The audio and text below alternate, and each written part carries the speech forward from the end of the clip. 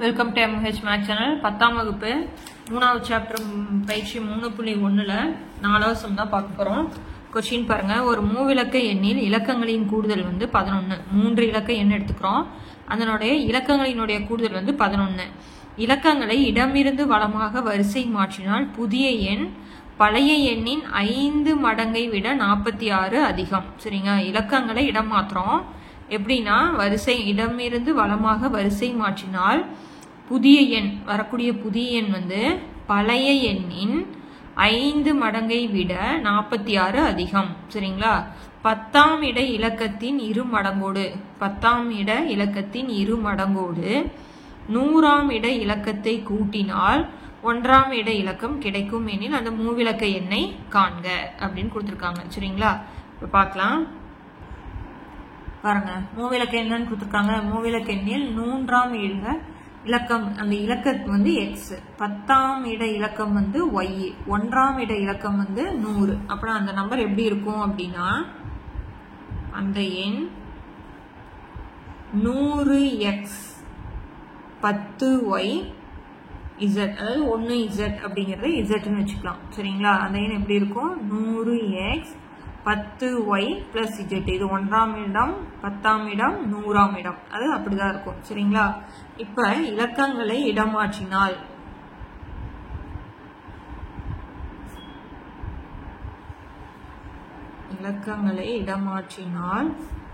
கிடைக்கும் எண். ஓகேங்களா. கிடைக்கும் புதிய எண் எப்படி மாற்ற சொல்லியிருக்காங்க? இடமிருந்து வலமாக. அப்பனா இங்க இருக்கிற இலக்கங்களை தான் மாத்திரம் நம்ம. அதனால z இங்க போயிரும். ஓகேங்களா. z இங்க வந்துரும். y அப்படியே தான் இருக்கும். ஓகேங்களா. அப்படியே டோட்டலா சேஞ்ச் பண்றோம்.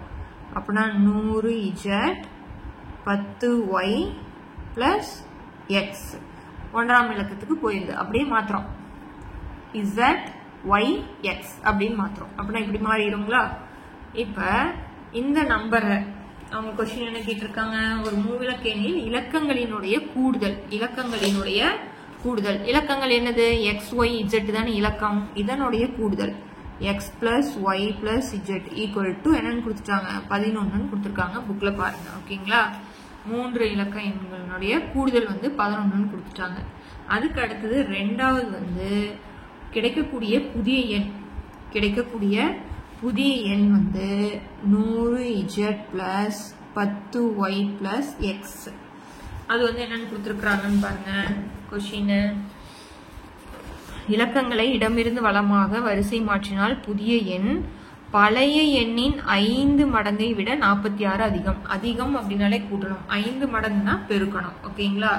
அப்பனா 5 மடங்கு கிடைக்கக்கூடிய புதிய எண் பழைய எண். இதுதானே பழைய எண். பழைய எண்ணுடைய 5 மடங்கு. அப்படின்னா 5 × 100x plus 10y plus z எவ்வளவு அதிகம்? 46 அதிகம். சரிங்களா. இப்ப நம்ம இதை பெருக்கிறோம். இதை அப்படியே போட்டுக்கலாம்.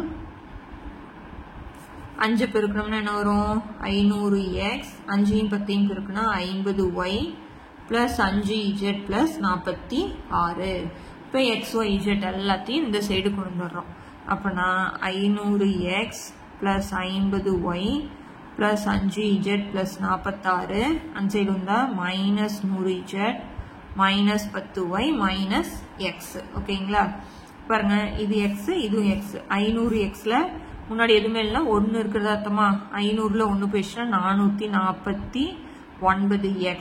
அடுத்தது பாருங்க, 50yல 10y போயிடுச்சுன்னா plus 40y. அடுத்தது பிளஸ் 5zல மைனஸ் 100 போயிடுச்சுன்னா கழிச்சுட்டு பெரிய நம்பர் குறி 45z. ஓகேங்களா. இப்போ இந்த பிளஸ் 46 இந்த சைடு கொண்டு போயிட்டு என்ன வரும்? மைனஸ் 46.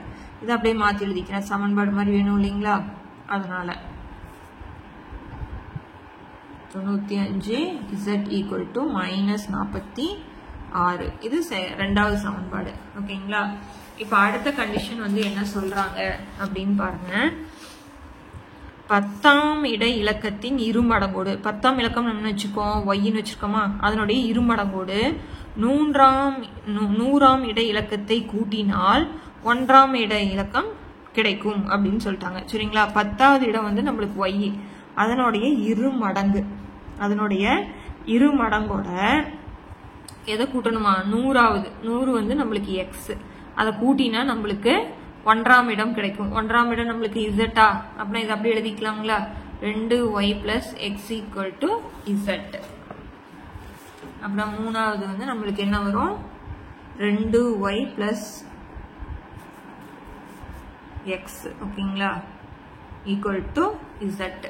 அதாவது 10ஆம் இடத்தினுடைய இரு மடங்கோட 100ஆம் இட இலக்கத்தை கூட்டினா வர ஆன்சர் நம்மளுக்கு என்ன வருமா, 1ஆம் இட இலக்கம். பாருங்க, 1ஆம் இட இலக்கம் வந்து z, 100ஆம் இடம் வந்து x நம்மளுக்கு, ஓகேங்களா. இப்ப நம்மளுக்கு என்ன பண்ணிடுவோம், சமன்பாடுங்கிறது இந்த சைடு வந்து மைனஸ் ஆயிருமா, அப்பனா x + 2y - z = 0. இது சமன்பாடு 3 அப்படின்னு வச்சுக்கிறோம், ஓகேங்களா. இப்ப நம்ம xy மதிப்பு z கண்டுபிடிச்சாதான் நமக்கு பார்க்க முடியும். அதனால முதல் சமன்பாட்டையும் 3வது சமன்பாட்டையும் கூட்டினா நம்மளுக்கு என்ன கேன்சல் ஆயிரும், z கேன்சல் ஆயிரும். அதனால 1வது சமன்பாட்டையும் 3வது சமன்பாட்டையும் கூட்டுறோம். x + y + z = 11, x + 2y - z = 0. இப்ப z கேன்சல் ஆயிரும். இப்ப இங்க என்ன வரும், 2x + 3y = 11. இது சமன்பாடு 4, ஓகேங்களா. இப்ப அடுத்தது பார்க்கலாம். அடுத்ததுலயும் நம்ம எதை கேன்சல் பண்ணோம், z நம்ம கேன்சல் பண்ணணும், ஓகேங்களா. அதனால என்ன பண்ணலாம் அப்படின்னா ரெண்டாவது சமன்பாடு 3வது சமன்பாடு எடுத்துக்கிறோம். ரெண்டாவது சமன்பாடு அப்படியே போட்டுட்டு z தானே கேன்சல் பண்ணோம், அப்பதான் நம்மளுக்கு xy கிடைக்கும். அதனால z எதால பெருக்கிக்கலாம், 95ஆல பெருக்கினா நம்மளுக்கு கிடைச்சிருமா. அப்படின்னா ரெண்டாவது சமன்பாட்டை அப்படியே எழுதிக்கலாம். என்னது, 449x + 40y - 95z = -46 அப்படியே எழுதிட்டேன். இப்ப 3வது சமன்பாடு எதால பெருக்கிறேன், நான் 95ஆல பெருக்கிறேன். இங்க முன்னாடி 1 இருக்கிறது அர்த்தமா, அப்படின்னா 95x போட்டேன்.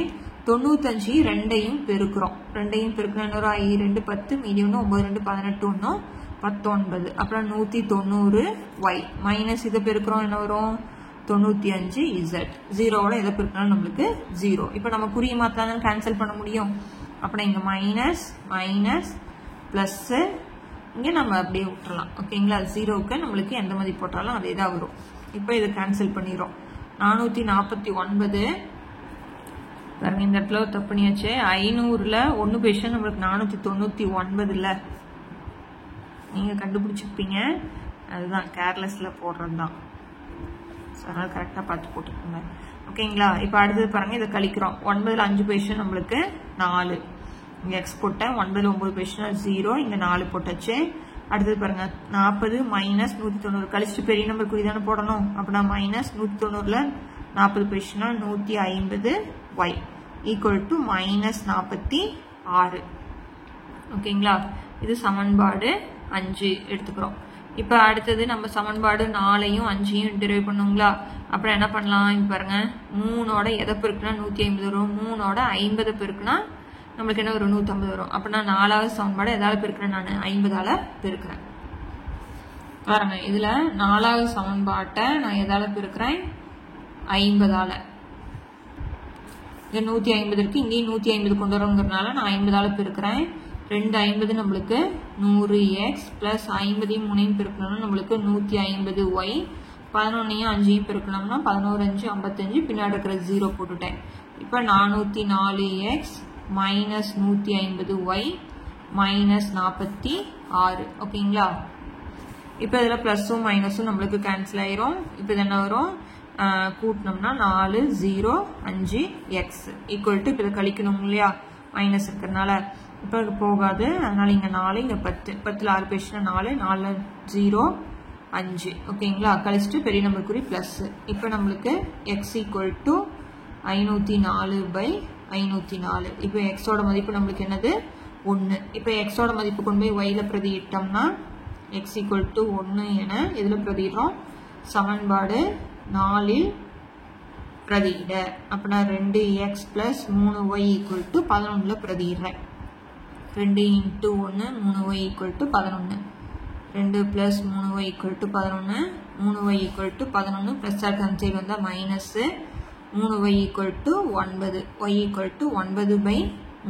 y யோட மதிப்பு என்னது, நம்மளுக்கு 3 கிடைச்சிருச்சு. ஓகேங்களா? இப்போ எக்ஸோட மதிப்பு கிடைச்சிருச்சு, ஒய்யோட மதிப்பு கிடைச்சிருச்சு. இஜெட்டோட மதிப்பு நம்ம கண்டுபிடிக்கணும். அதனால நம்ம என்ன பண்ணலாம் அப்படின்னா சமன்பாடு 1ல் பிரதியிட்டணும் நம்மளுக்கு கிடைச்சிடும் இல்லைங்களா? அப்போனா x equal to 1, y equal to 3 என இதில் பிரதிடுறோம்.